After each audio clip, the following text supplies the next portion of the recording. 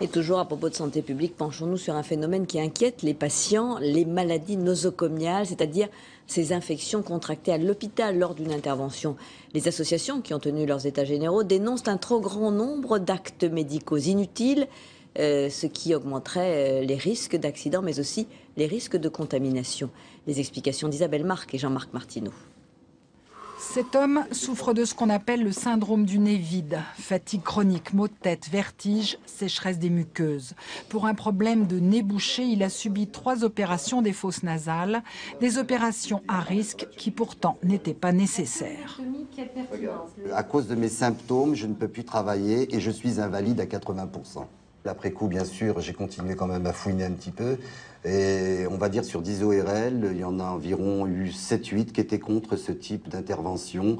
Donc ça m'a un peu conforté dans mon idée que le geste était vraiment inutile. Il n'est pas seul dans ce cas. Un acte médical sur 5 serait inutile. Un gaspillage coûteux, mais surtout des risques d'accidents graves, selon les états généraux consacrés à la sécurité des patients.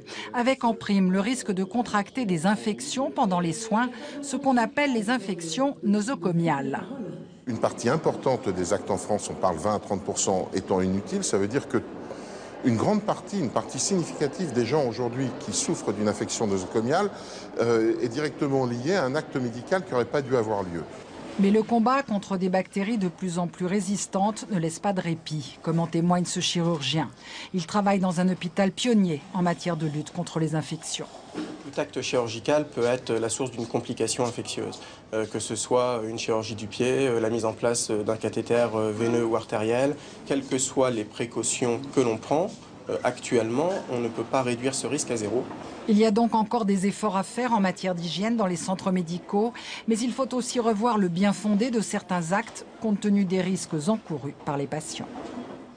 J'ajoute qu'une information judiciaire a été ouverte à Marseille pour homicide volontaire après la mort d'un jeune homme de 19 ans survenu dans la nuit de mercredi à jeudi. Le policier